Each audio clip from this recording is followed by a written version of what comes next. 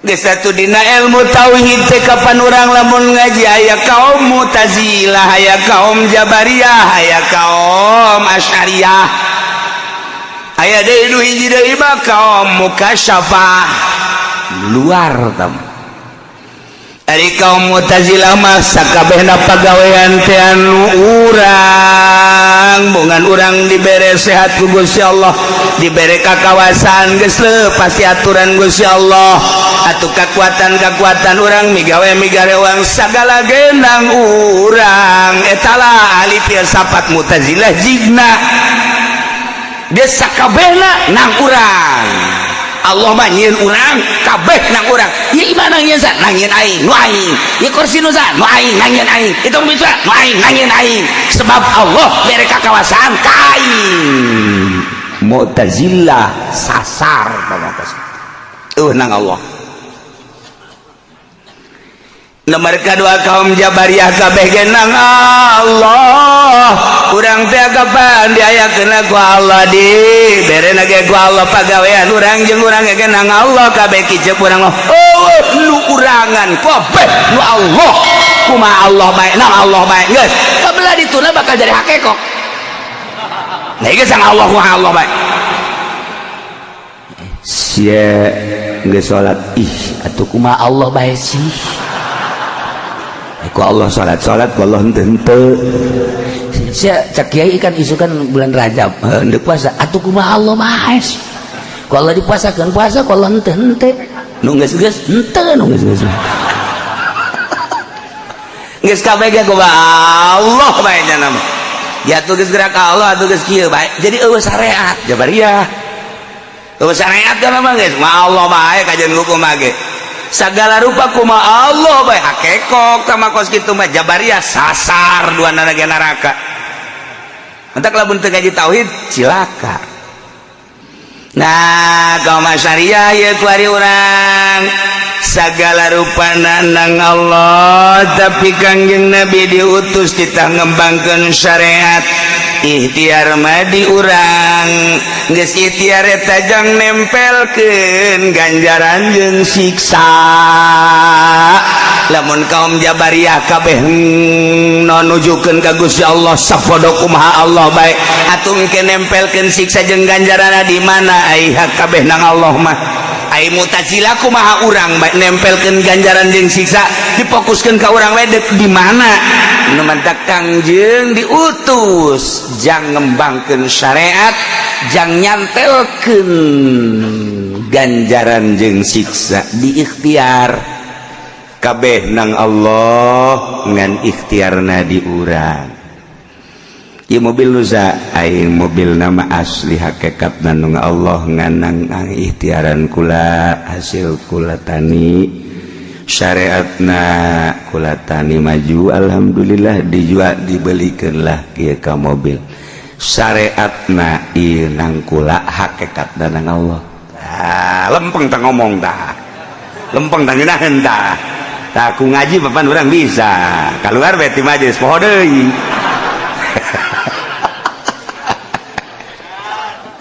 Kadang kita kan gina kayak gitu ada tak iman usaha iman sebenarnya ay asli nama Allah hakikat sama orang masa nu boga atuh je orang nu Allah ngan syariat nang kula hasil jujualan kabari kula ngajual tanah alhamdulillah menang 1 miliar nu dibere ku kula alhamdulillah etalah kapelitan kula. Jadi kan imah dari ayat hakikat datun Allah ngan syariat nama nang kula kan ngina hendak urang kos kitu mata etalah ngaranna Asy'ariyah. Mu'tazilah neraka, Jabariyah neraka, Asy'ariyah antara neraka jeung surga. Lamun lempeng bener jadi salamat, lamun teu lempeng ngageuling geus kitu. Sebab naon masih aya aku-akuan kene nu kos kieu mah moal diangkat jadi wali Allah kajen ku kumaha ge wali Allah mah lain eta dan mantak kesana jadi wali esada jadi wali jadi wali manggeus kalengitkeun nu eta tapi lain Mu'tazilah, ngalengitkeun pengakuan tapi lain Jabariyah. Kok bisa kos gitu pan tadi lamun kumaha Allah mah Jabariyah. Eta mah rasana teu aya ngandalkeun teh ngandalkeun akal. Ari ieu mah waliun min auliyaillah mukasyafah dibere rasa nyana ku Gusti Allah. Beda jeung Mu'tazilah ngandalkeun filosofis. Jabariyah sarua hanya ngandalkeun nas-nas. Setelah nas dibongkar ternyata disimpulkeun lu Allah kabeh eueuh syariat. Ketika orang make Asy'ariyah make syariat hakikat teman nu Allah syariat nama tunu urang nang urang lempeng cuman aya ngaku-ngaku sarua. Emang syariat nu sahaja nu Allah tapi diakun urang. Jang nu awam seperti itu salamet tapi moal jadi wali lain nikahkeun mah kecuali nyana nikahkeun wali mujbir tah mah ai wali kumaha ai wali manggeus kalengitkeun diri jeung pagawean sesuai jeung ayat ieu. Kangjeng Nabi ge dibere pepeling ku Gusti Allah Muhammad wa maromaita tengalungkeun anjeun ya Muhammad izramaita wa anjeun ngalungkeun walakin Allah roma tetapi ni Allah nu ngalungkeun man nu jelas urang mah la haula wala quwata illa billahil aliyil azim cuman melalui perasaan batin tah ieu hese di dieu mindahkeun perasaan kuari mah urang mindahkeun perasaan ti Tangerang panas kuari ka Lembang Bandung rarasaan urang jadi tiis pindah perasaan kuari urang ka Uzbekistan tiris anu luar biasa ka Turki pindah perasaan awak tah maka karaket tina panas kana tiis mun ditanya kumaha rarasakeun tiris jasa ai di urang panas pindah perasaan kakarak jasad kuari ieu mobil sah ieu mobil kula geus meunang saminggu dijual kapangi deui mang itu bisa lain nu kula geus dijual pindah perasaan batin nu tadina di aku ku urang kuari geus dijual teu di aku ieu tanah nu saha nu kula menang sabulan diwakafkeun ke masjid tanya deui menang 2 bulan eta tarasa geus diwakafkeun menjadi nu Allah pindah perasaan geus lain nu urang nu pambloon-bloon mah mobil geus dijual di aku keneh tanah geus diwakafkeun di aku keneh dijual deui pamustungan tah jelema kos itu mah ngaku nu batur di aku nu sorangan tah kuari mah urang teh boga guru suluk ngarana hayang pindah perasaan orang kicep kudu boga perasaan dikicepkeun ku Allah denge boga perasaan didengekeun ku Allah lempang boga rasa lain urang nu lempang teh orenganan dilempangkeun ku Allah hayang model kos kitu kumaha sih ngajak bae kurang gitu mah bisa ai lain di murad maku Gusti Allah melalui toriko ieu lah dek galempengkeun ayat wa ma romaita supaya pindah perasaan jalain kanjeun Muhammad nu ngabalangkeun pan lohirna mah kanjeun berat horeng hakikat nama Allah ulah di aku maneh sarua jeung kitu Muhammad gerak maneh lain nu maneh nu ai Muhammad ngalungkeun maneh lain nu maneh nu ai ulah di aku ku maneh ai kanjeun mah geus langsung surti mohon Gusti sebab geus aya di hakikat urang kuari hayang pindah perasaan urang kudu boga guru heula ngaji heula mimiti ngaji awal wajibin alal insan marifatul ilah bistiqon kudu ngaji heula tauhid wujud kidam bako beres eta kabeh nu wajibna sabaraha nu mustahilna sabaraha kemudian nu jaizna sabaraha nu wajib ka kangjeng sabaraha nu mustahil ka kangjeng sabaraha nu jaiz di kangjeng sabaraha kemudian atuh ayeuna mah dibagi ieu teh aya sifat nafsi aya sifat salabiyah aya sifat mani aya sifat manawiyah eta teh geus kudu molotok sanggeusna molotok hari mulai belajar zahirna mah ngan zikir doang la ilaha illallah teu aya pangeran wajib disembah angin Allah naik eueuh nu dimaksud iwati Gusti Allah kulantaran geus kos kitu maksudna ngan ka Allah doang wayahna laranganana hiji serahkeun diri ka Gusti Allah tawakal tu Allah dua ulah toma haram toma ulah ngarep-ngarep dibere sama sekali ulah ngarep-ngarep dibere urang norekat taju boga harapan dihayang dibere moal naik-naik datang ke kiamat ulah hayang dibere toma nomor kaduana ulah ngadahar duit ti pamarentah haram bagi ahli torekat jelema anu norekat juga dahar duit ti pamarentah datang ka digejeburkan ka sumur pareum moal beres moal komo jeung proposal emang haram ulah nyaritakeun haram norekat ya ieu keur carita norekat deuk dimurdikeun ruh urang diaslikeun sakumaha asli guys masih kene loba sejen lantaran ieu penyakit batin teh ambalaya di antara asal kuat eta baheula tawakal tu Allah ulah ngarep-ngarep dibere nomor katiluna ulah ngadahar duit ti pamarentah sakitu ge bakal maju sakitu baheula mulayan kurang tambahan tafakur geus tafakur sesuai dengan anjuran guru lah yang dibere urang ngarep-ngarep dibere geus bae tawakal tu Allah duit ti pamarentah ulah sok dileg-legan sakumaha ora koros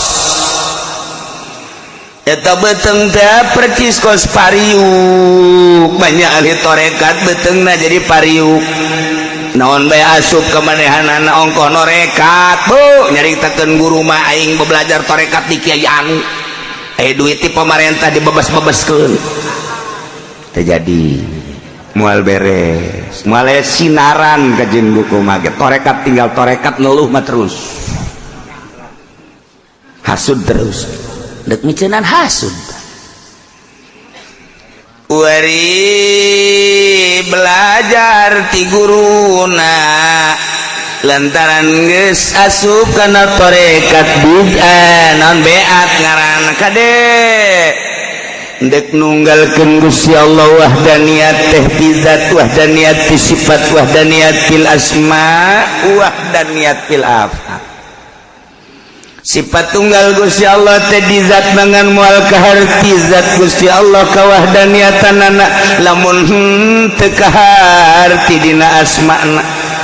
moal kaharti wadaniyat asma Allah lamun teu kaharti dina sifatna moal kaharti wadaniyat Gusti Allah lamun teu kaharti dina afalna geus kudu belajar heula ku ari mah tunggal afal tunggal sifat tunggal asma bakal kaharti tunggal zatna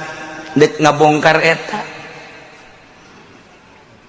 dedelean urang teh supaya nu kadeleuna Gusti Allah musyahadah ngaranna dedengean urang supaya nu kadenge teh Gusti Allah musyahadah ngaranna lempang lain salempang-lempangna cekel lain sacekel-cekelna musyahadah ngaranna dek dibukakeun ku Gusti Allah qalbu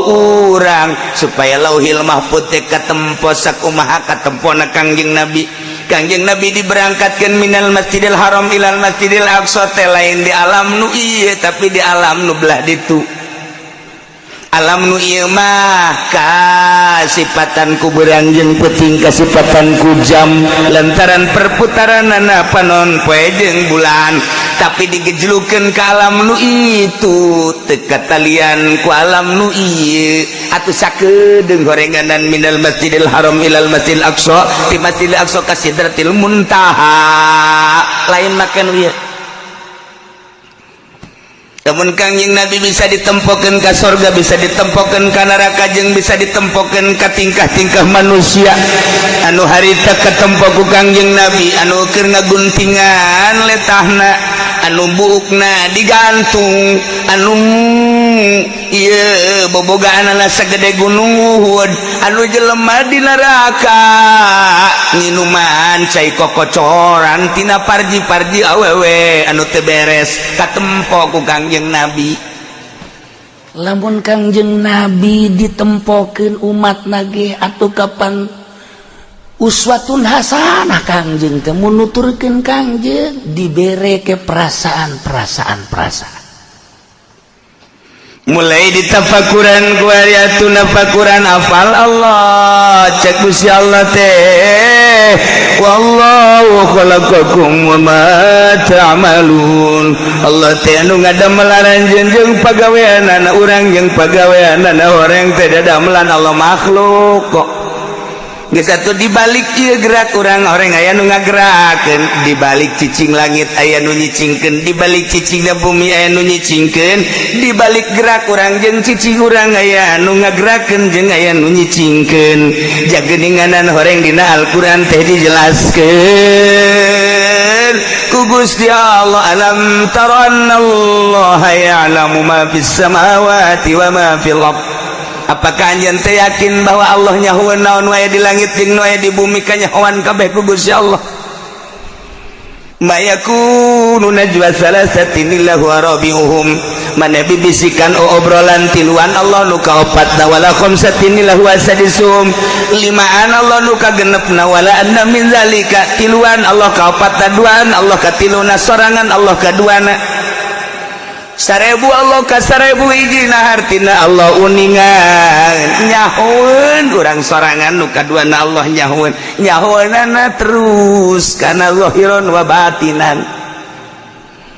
sebab naon gerak urang gerak Allah denge urang denge Allah deure urang deure Allah atuh deuk teh nyaho kumaha mulai ditafakuran deui dizikiran deui dibeat ku guru cek guru sanya-nyana eueuh nanaon memeh nanaon dijieun la ilaha illa anna pangeran kecuali kaula zat anu ngaliputan sifat-sifatna kana seluruhna anu ngabarengan kana asma-asmana nandakeun kana afal-afal ieu langit tajalli Gusti Allah bentuk langit tah eta langit teh bentuk dadamelan Gusti Allah aya nu ngendalikeun tah langit cicing teh horeng dibalik cicing aya nu nyicingkeun Allah bumi ngampar jeung cicing aya nu ngendalikeun dibalik ngampar jeung cicing aya nu ngendalikeun Allah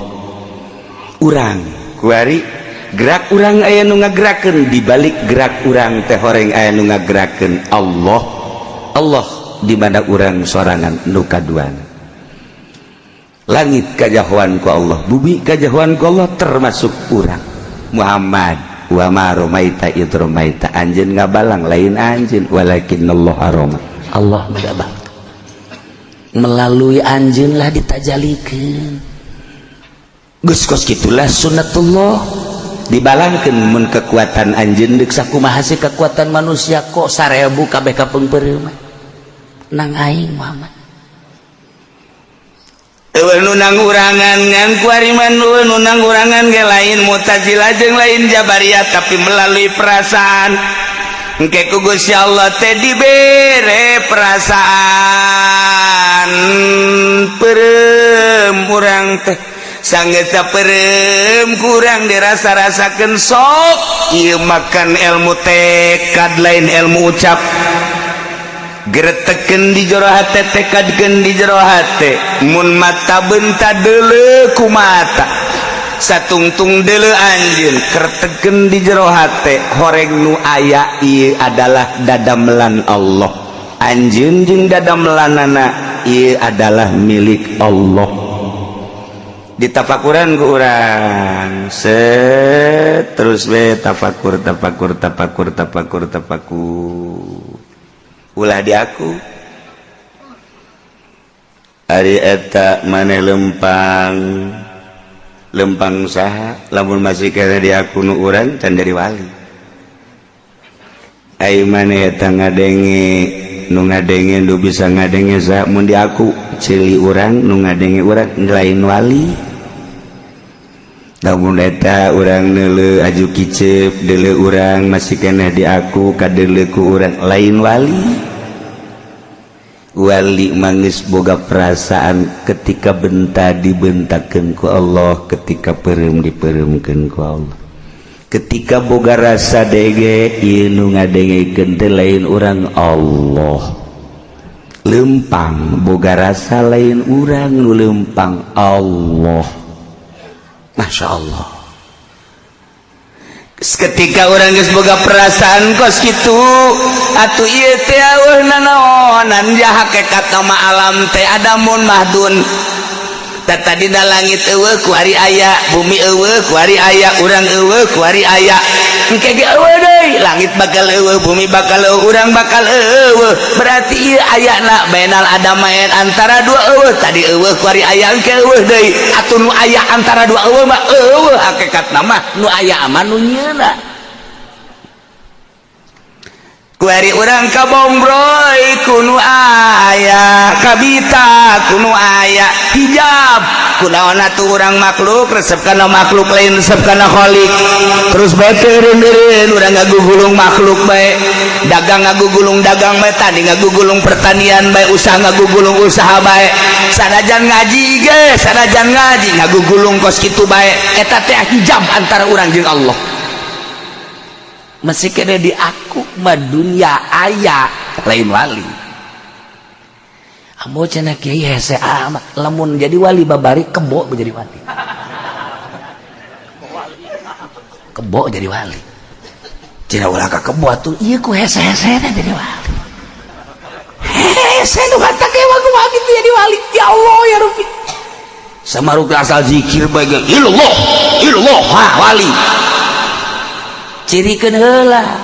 lamun balik dah haju nya teh diberkatan teh ngomong barawale ieu mah pan sorban lah naon lah kiai naon sorban tinggal di masjid pugu amplop can kabikeun hade ge ka dieu deui kiai ieu panitia pohon emang eta nu dimasuk ajur teh mah kos kitu walingi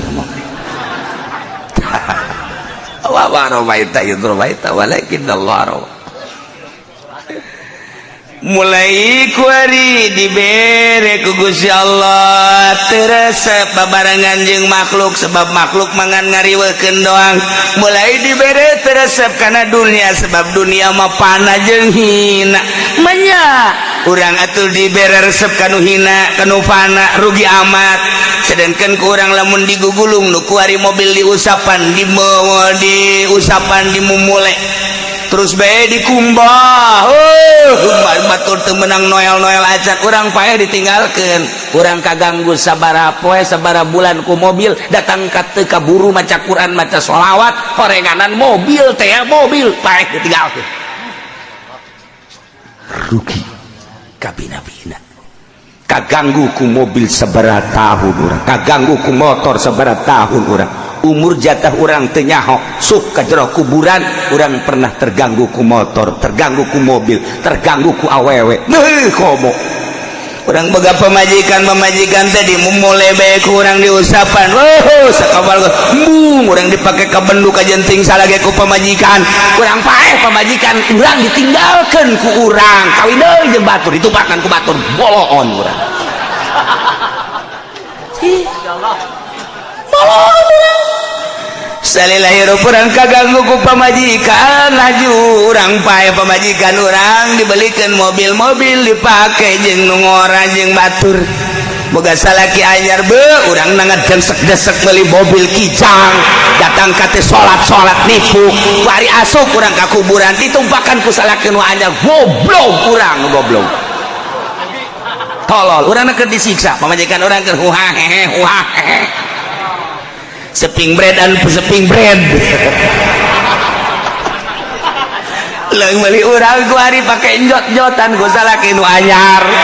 mobil nu anyar pake njot-njotan jeung salaki nu anyar urangna keur disiksa di jero kubur akibat urang hayang boga mobil di akhirat pamajikan urang neangan urang minta pertanggungjawaban goblok lain nyapaatan ka urang nyiksa pikir kotak sia sing hades ya boga pamajikan daripada sia ganggu ku pamajikan mending neangan deui kana neraka guys lah ulah sok dekat kitu belon tah sok geura silulup saeutik silulup ieu tarekat ngaranna jijaheunya pikir ku otak urang teu eureun-eureun ngurusan nu kos karari itu bae poho ka tahajud poho ka maca Quran poho ka maca sholawat kaganggu ku mobil ku motor ku pamajikan embung dipake ka bendu ku pamajikan mending mun di akhirat nyapaatan horeng nyiksa ka urang mending ku ari ku urang disiksa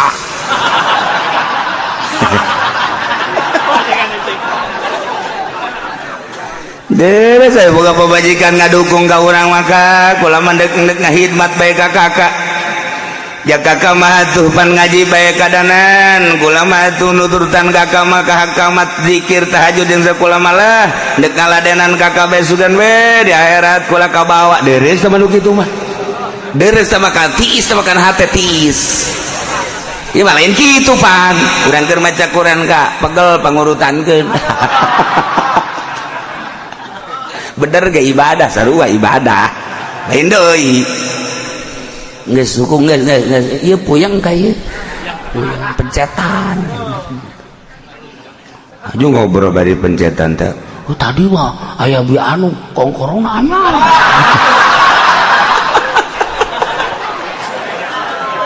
potonganna anyar deui sakiana meulina di mana cek urang teh meulina di toko anu aya keneh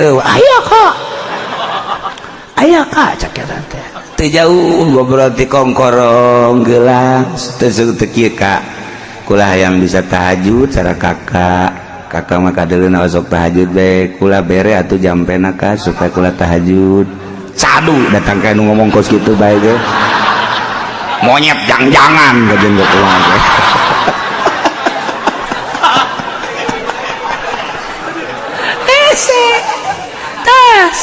otak siap pikir kadin kaganggu sabara tahun siap ku motor ku mobil ku pamajikan paeh tinggalkeun rugi ka bina-bina nu tadina ku urang diusapan dikumbah digosokan poho ka Allah ternyata orenganan jadi siksa di akhirat ditapakuran hinana dunia kurang orenganan hina dunia mafana dunia marusak dunia mah sebab tadina ge bakal eueuh deui nu aya mah nu ngadamelna antum mantak naon kurang kuari diresepkeun diri urang kanu ngadamelna dengan cara tertentu aturan-aturan ti guru mulai kuari mah atuh batur ti peuting sare nyana hudang batur ti beurang hudangnya nama sare batur keur ngaji hudangnya nama hees wali eta geus kitu besi aya nu keur hees antepkeun rante aduh sial kieu kaget aing kan aing maksud ngagetkeun sia ulah tenang teuing mulai ngaranna khariqun lil adat wari matu geus nganggap kana dunia teh hina geus make baju ge atuh geus mung nu bagus-bagus jahina daripada kaganggu urang ku baju mikiran potongan mikiran nu bagus lain pake zikir jeung tapakur endahan mikiran baju hina baju mah sarapna bae kumaha aya gitu kene urusan-urusan kendaraan kumaha ayana bae geus teu mikiran bagus jeung gorengna kumaha ayana bae ulah kaganggu meuli urang nu bagus jang ibadah tapi teu kaganggu masalah tapi ulah dihuyal dihayal nu bahaya ge huyal-hayalan aju ngakuna tadi aku ieu mobil dosa wallah beres mana kuncina wallah aing ninja malah bebek aja kau tapi lamun geus aya di makomna mah kan teu kamu kaget tapi lamun can di makomna jadi lelucon beda orang ngobrolkan politik tapi teu bergerak di politik orang jadi lelucon orang ngomong-ngomong perekonomian segala rupa perdagangan puguh hutang ge sabelit hulu orang dagang teu naon teu jadi lelucon tapi lamun Rijal Bakri mah nu ngomong ekonomi na kan sanajan hutangna triliunan tapi lamun ngomong politik nu ngomong politik nah kitu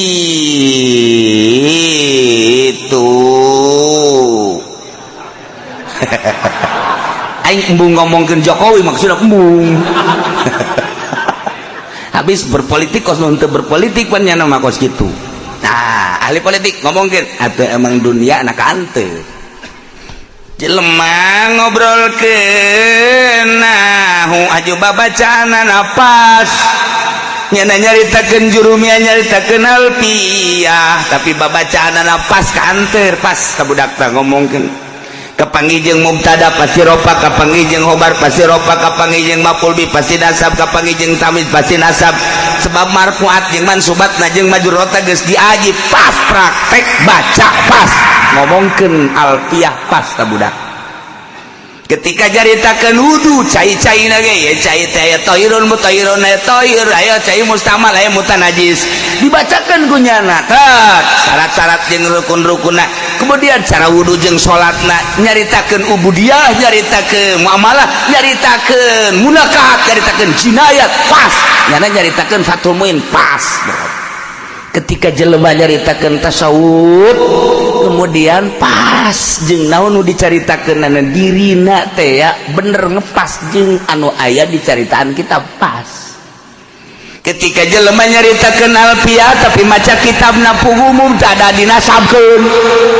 pugu ieu teh hobar dijeerkeun goblok teh budak alfiah maca badegdong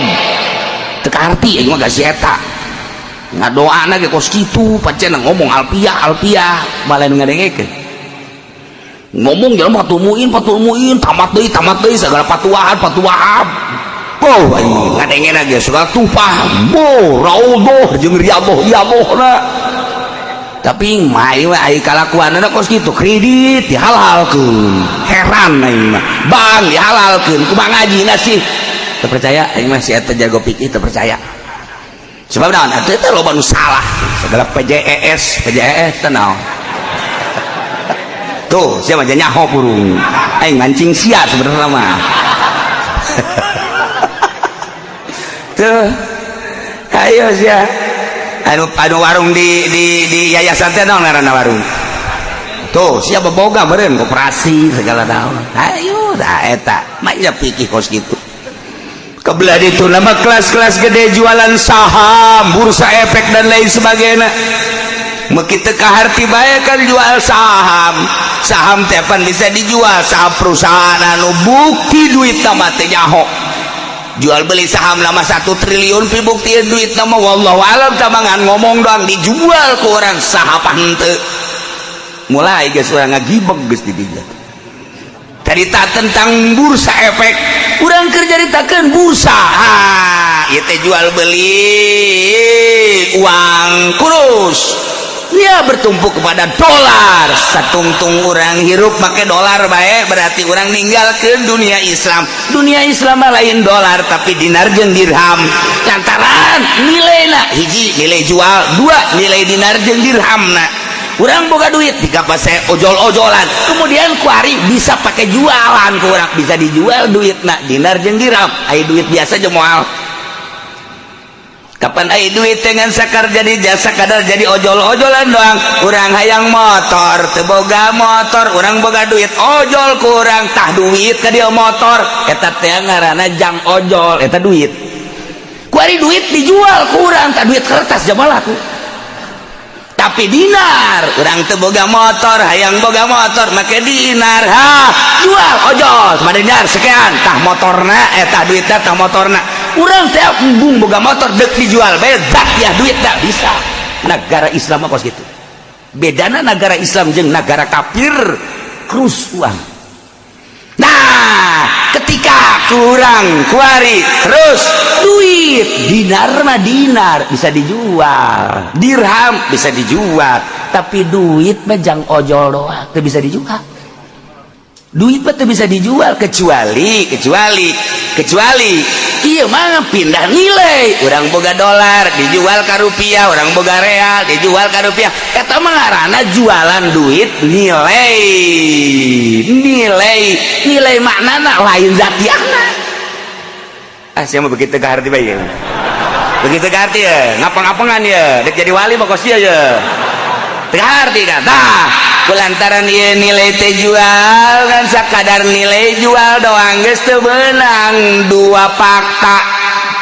Ieu motor, ieu duit, nilaina nilai jual doang tah duitna, ieu motorna, terima beli, terima jual beres. Kuari mah ieu duit diteundeun di bank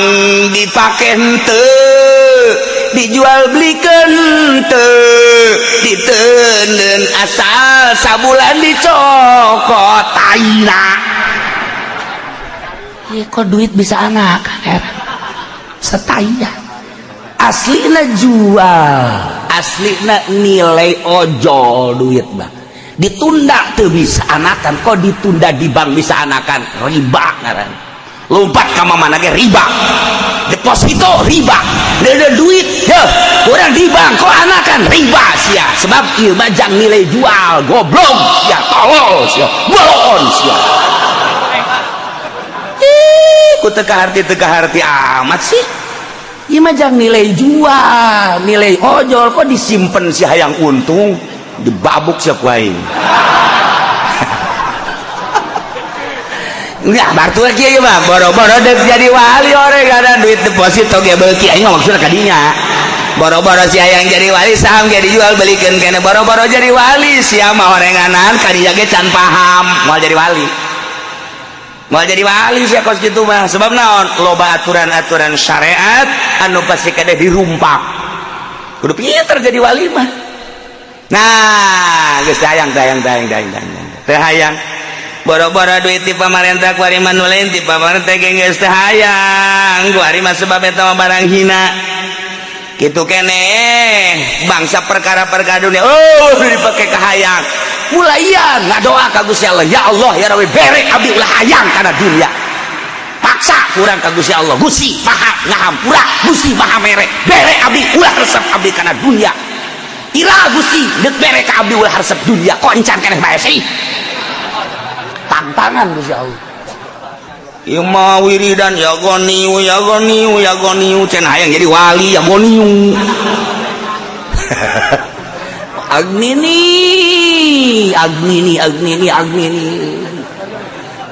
isuk naing norekat sebenarnya mah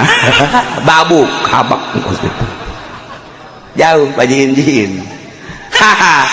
ieu deuk caritakeun wa maromaita iz romaita walakin Allah haroma angel keneh kakarak endek doang ngaranna tarapan suluk mulai kuari kadek horenganan nu wujud bainal adamain adamun mahdun eueuh hiji nomor kadua ulah kaganggu ku nu eueuh dibalik nu eueuh horeng aya nu ngendalikeun ka nu eueuh ialah Allah sok tujukeun hate anjeun ka Allah ketika urang hese bae zikiran jeung tafakuran mulayan garage ulah kabita ulah hayang dibere tawakkaltu Allah Allah kenu bakal mere setahun 2 tahun 3 tahun nyai-nyayana teh urang teh mulai deuk jaritakeun hiji zat hiji asma hiji sifat hiji afal Allah tapi nu mere lantaran urang keukeuh manjada wajada mulai kuari urang kholwat dengan cara-cara tertentu mohokeun ka awak urang geus teu diaku awak hiji bae nu diurus teh ruhani engke ge Allah mere Imam Ghazali 13 tahun karek dibere Imam Syafi'i 3 ka 4 karek dibere Syekh Abdul Qadir Jailani 3 tahun ka 8 bahkan istimewa nama dibere mulai rohna nyai-nyayan bisa neuleuh ka Gusti Allah dimimitian ku neuleuh Baitullah bentak nu kadeuleuh Baitullah masyaallah keur tegah teh hayang neuleuh Baitullah kadeuleuh urang mah hayang neuleuh Baitullah nu kadeuleuh susu embade urang ge bingung aing hayang neuleuh Baitullah nu kadeuleuh susu kayak kiai konsepna kumaha konsepna teh hiji cek Gusti Allah hadis qudsi ana inda zanni abdi bi kaula mah kumaha sangkaan hamba kaula ka kaula lamun sangkaan hamba aing deket lamun sangkaan aing jauh lamun nyana nyangka bahwa ieu dunia aya lamun nyangka nyana dunia ieu eueuh kumaha urang nu mantak urang ka Gusti Allah mah diserahkeun ka Gusti ka urang kumaha sangkaan urang wa ana mahu kuring babarengan jeung eta hamba hina zakaroni waktune hamba inget ka kaula jadi tergantung kadeketan urang jeung Allah kumaha sangka urang ka Allah lamun urang boga sangka Allah aya Allah deket Allah bareng jeung urang tapi lain ngomong perasaan lain omong mah bisa bae sumpah sia awas Allah aya sia babarengan sia ayo aku lain sia nu aing eta sumpah pake ngakukeun dunia sia lain ieu mah perasaan engke dibere ku Allah eta mah hanya Allah nu mere ka walina ya Allah ya Rabbi ieu horenganan kaindahan masyaallah indah luar biasa hese nyaritakeunana kaindahanan waliman khafa maqama rabbih jannatan jelema nu sieun ka Allah aya di makomna bakal dibere surga 2 surga anu asli ke di akhirat tu bakal didatangan ku nyana nomor kedua surga di dunia kene ilmu marifat leuwih indah tibatan surga anu asli ilmu marifat leuwih indah tibatan surga sebab naon makrifat mah wauh ka Allah surga mah nyaritakeun teh bidadari nyaritakeun teh apel jeruk segala rambutan dangdeur lah cenah di surga teh hayang dangdeur ge selalu nyaho urang rindu ke di surga hayang amat dangdeur aya teh gatet datang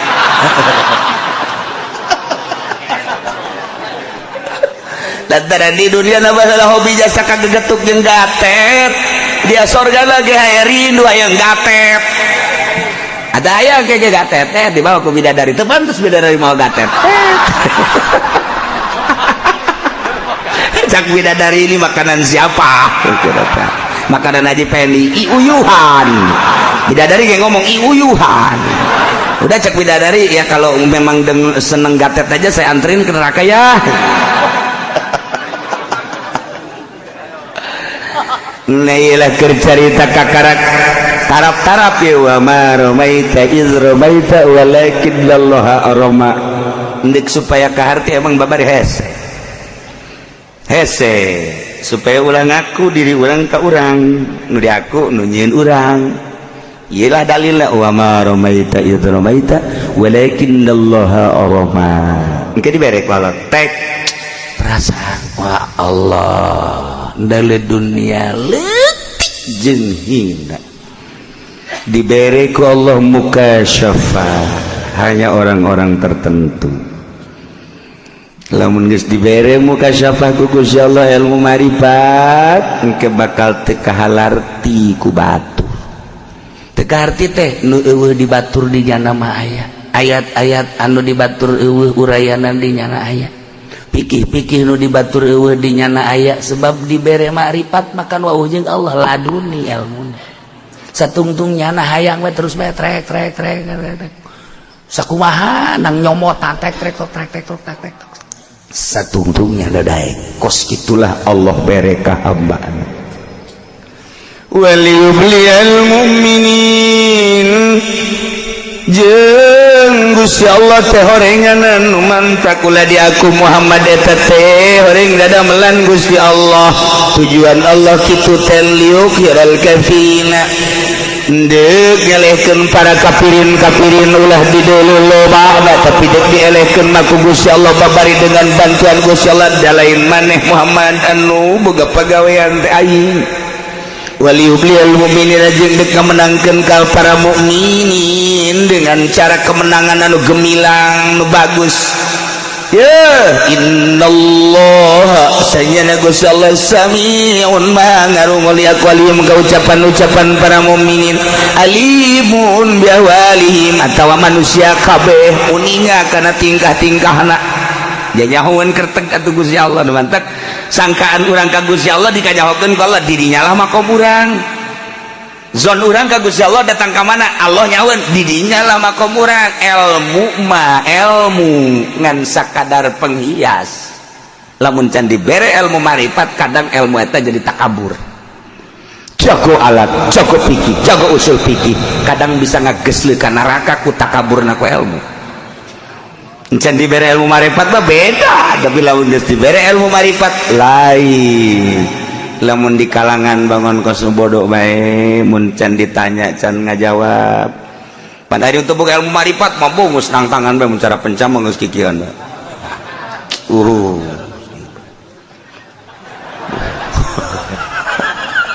caknya mah hebat pukul leuleus aduh kingkong gigian bagus ayo banyak kurupannya zalikum wa annallaha muhinu kaidil kafirin kurnia Allah eta kemenangan nu gemilang luar biasa terhadap mukminin dengan bantuan Gusti Allah rombongan-rombongan kafirin ele sehingga diboyong alat perang na manusia-manusia na dijadikan ghanimah harta-harta na dijadikan ghanimah kemenangan anu gemilang kos kitu lazalikum wa anallahu jeung sanyana Gusti Allah memang deuk ngalemahkeun kana rekayasa can upaya para kafirin gampang bae sanajan kuantitas saeutik deuk dimenangkeun ku Gusti Allah gampang urusanna Allah ja anu ngalempar lain anjeun tapi Allah nu ngamenangkeun lain anjeun tapi Allah sadaya-daya kumaha urusan Allah saeutik jadi loba leutik jadi gede nu lemah jadi kuat urusan Allah ukuran eleh jadi menang urusan Allah nu mantak urang mah sakadar teori-teori doang tapi ketika deuk dimenangkeun ku Allah lain deui mantak kieu ketika orang aduh sana aing mah moal kuat ye hudang ti peuting jeung ku Allah dikuatkeun kuat awak aing sebenarnya leutik ke teu dahar euy keur ieu mah keur dahar bae teu kuat pok barang keur dahar bae teu kuat barang teu dahar mah aing kuat nang Allah aing keur ieu mah keur teu dahar bae teu kuat keur dahar bae teu aing teu kuat barang teu dahar pae aing atuh nang Allah sadaya-daya jagakeun ka Gusti Allah ya tastaftihu wallahu a'lam